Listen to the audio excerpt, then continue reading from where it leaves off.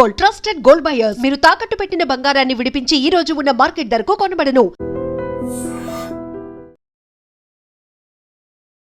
కవిత పెట్టబోయే కొత్త రాజకీయ పార్టీలో మీలాంటి మహిళలను వచ్చి రండి, నాతో చేతులు కలపండి, మనం అందరం కలిసి మీరు ఏమనుకుంటున్నారో బహుజనుల ఆశయాలను అవి సాధిద్దాం, దాని వైపు మనం మాట్లాడదామంటే మీరు వెళ్తారా? ముమ్మాటికి ఆమె అనదు. అంటే నేను అనదు. ఉద్యమకారులను పిలిచినప్పుడు చూసినాం ఎవరిని పిలుచుకుందో. ఆ తర్వాత 42% రిజర్వేషన్ పైన కొంతమందిని పిలుచుకుంది, అప్పుడు చూసినాం. దాని తర్వాత జనగణనాన్ని పిలిచింది, అప్పుడు చూసినాం. మేధావులను పిలిచింది, కానీ తనకు అనుకూలవంతుల్ని పిలిచింది తప్ప ప్రశ్నించే వాళ్ళని విలువలేదు. నోట్ల నాలుక లేని వాళ్ళని పిలిచింది అక్కడికి. తనే నాయకురాలుగా పాటు ఉన్న వాళ్ళందరూ నోట్లో నాలుక లేని వాళ్ళు అంటారా? ఇంచుమించు అంతే కదా. ఆమెకు ఎదురు మాట్లాడతారా, ప్రశ్నిస్తారా? ఆమె ప్రశ్నించాల్సిన అవసరం ఏంటంటే ఆమె ఇంకా పవర్ లేక ఇప్పుడు జస్ట్ పార్టీ పెట్టింది. ఇవాళ కదా 10 ఏళ్ల సంధి లేని కొత్త ప్రేమ రేపు మిగతా రోజులలో వస్తుందన్న నమ్మకం ఏంది? అట్లా చూసుకోవాలి కదా, చెక్ చేసుకోవాలి కదా. మనం ఇవాళ బావి అన్నప్పుడు బావిలో దునుకుతామా? అది బావి దునుకొద్దని తెలుసు కదా. తెలిసి వెళ్తున్నారంటే గొర్రెదాటుడు ఇది లోపం బీసీలదే అని చెప్పాలి కదా, వాళ్ళది కాదు కదా. ఇప్పుడు మోసం చేసే వాళ్ళది ఎప్పుడు మోసపోయే వాళ్ళదే పదే మోసపోయే వాళ్ళకి లేని చైతన్యం లేనంత. నా బీసీలు ఎవరికి అన్యాయం చేయరు. ఎవరు వస్తే వాళ్ళని గౌరవించేటువంటి సంస్కృతి కలిగిన వాళ్ళు. ఎవరైనా మాకు న్యాయం చేస్తారేమని గుడ్డిగా నమ్ముతారు తప్ప పోయి ఏ దొరను మోసం చేసిన వాళ్ళు లేరు ఇంతవరకు. ఏ దొరసాన్లను మోసం చేసిన వాళ్ళు లేరు. తమకు తాము తెలంగాణ ఉద్యమంలో వందలాది మందిగా చచ్చిపోయిన వాళ్ళు కూడా ఈ బీసీలే. ఇప్పటికీ కూడా రాజ్యంలో అధికారం పొందలేని వాళ్ళు కూడా ఇదే బీసీలు. ఇవాళ కూడా పార్టీ అడుగుతున్నారు తప్ప మన హక్కులు మనం గుంజుకుందామనే స్థాయికి రావాల్సినటువంటి అవసరం ఉంది. ఇవాళ ఈ పార్టీలలో కాదు చేరవలసింది, కవిత పెట్టే పార్టీలను, బీఆర్ఎస్లను, కాంగ్రెస్లో కాదు, ఇందులో ఉన్న వాళ్ళంతా కూడా బయటికి రావాలి. యావత్ తెలుగు ప్రజలు కూడా బయటికి రావాలి. వచ్చి ఇగో మన రిజర్వేషన్ మన దామాషా ప్రకారం మేమెంతో మాకంత వాటా అని చెప్పి బయటికి రావాల్సినటువంటి ఆవశ్యకత ఉంది. చాలామంది మేధావులు ఇప్పటిదాకా మౌనంగా ఉండి అక్కడిక్కడ చెంచాలుగా ఉన్న మేధావులు కూడా ఇవిగా నోరు ఇప్పాలి. ఇప్పి దొరసాన్లు కాదు, రెడ్లు పటేలమ్మలు కాదు, ఇగో మనం బీసీలో మెజారిటీ ప్రజలం ఇంతమంది ఉన్నాం, ఇట్లా మన రాజ్యం మనకు కావాలని చెప్పి కొట్లాడనంతసేపు ఇది ఉంటుంది. కానీ మేము మాట్లాడతాం ఎందుకంటే భావజాల వ్యాప్తి చేయడంలో నాలాంటి మహిళలు తప్పకుండా ఉంటారు. ఇప్పుడు కవిత పెట్టే రాజకీయ పార్టీ భవిష్యత్తు ఎలా ఉండబోతుంది తెలంగాణ రాజకీయాల్లో? దాని ప్రభావం ఎంత ఉంటుంది, మార్పు ఎంత ఉండొచ్చు? ఏముండదు, ప్రభావం ఏముండదు. ఆ పార్టీ పెద్దగా విరాజిల్లే పరిస్థితి ఏముండదు. ఎందుకు?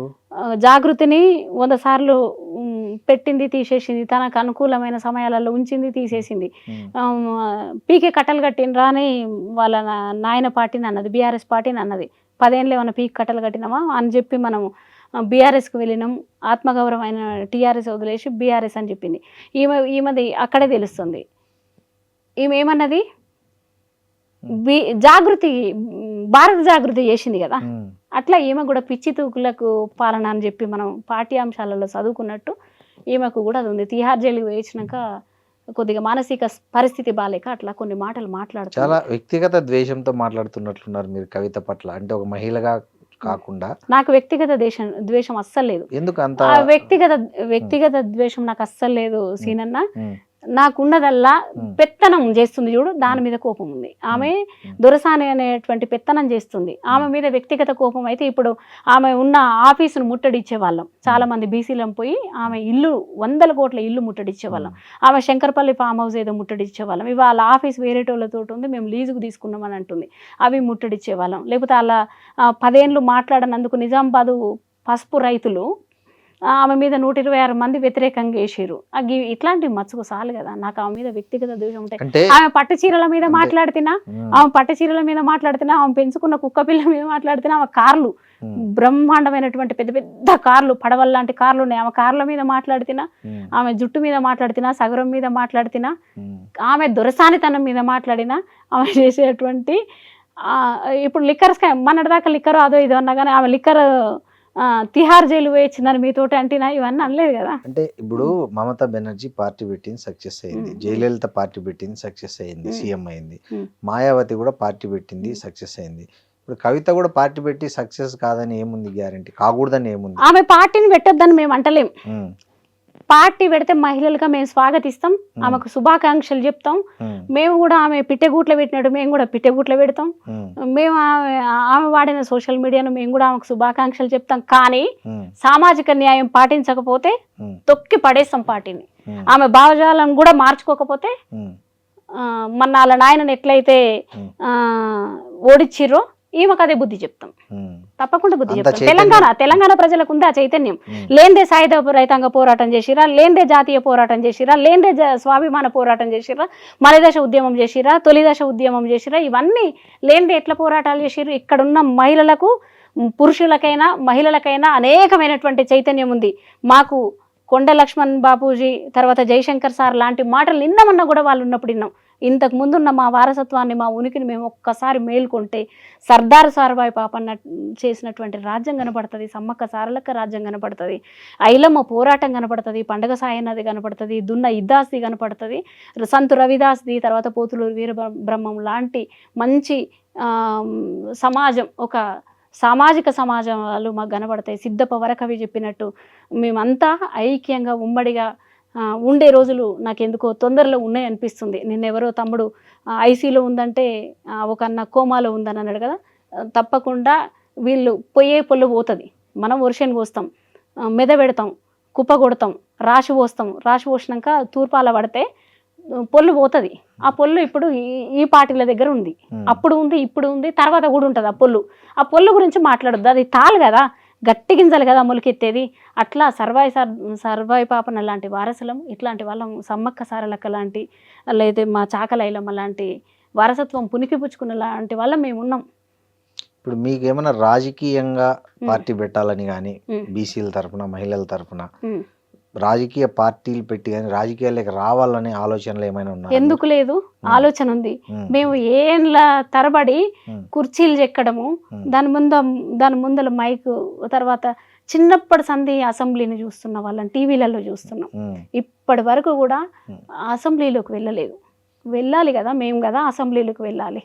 మాకు అసెంబ్లీ అంటే చాలా ఇష్టం. నాలాంటి మహిళలం, లక్షలాది మంది మహిళలం వెళ్ళాలి, అసెంబ్లీలోకి వెళ్ళాలి, పార్లమెంట్లోకి వెళ్ళాలి. మొన్నటిదాకా గుల్ల పట్టుకొని సాకలు దాన్నమ్మో అని బువ్వడుక్కున్న తల్లి నాతో పాటు అసెంబ్లీలోకి రావాలి. మంగళ తల్లి కాన్పులు చేసింది, పిల్లొచ్చినా బట్టి పిడికొచ్చినా బట్టి మంగళ తల్లి కాన్పులు చేసిన తల్లి రావాలి, రైతు కూలి తల్లి రావాలి.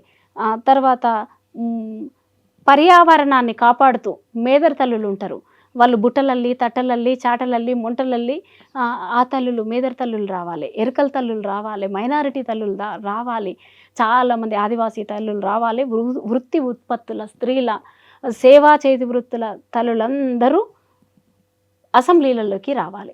అట్లా నేను కలలు కంటున్నా, నాతో పాటు నేను అట్లా తీసుకుపోతా. ఇవాళ నాకు ఉద్యమ వేదిక అయినటువంటి సబ్బండ శక్తిని ఏర్పాటు చేసుకొని రాష్ట్ర వ్యాప్తంగా తిరుగుతున్నా.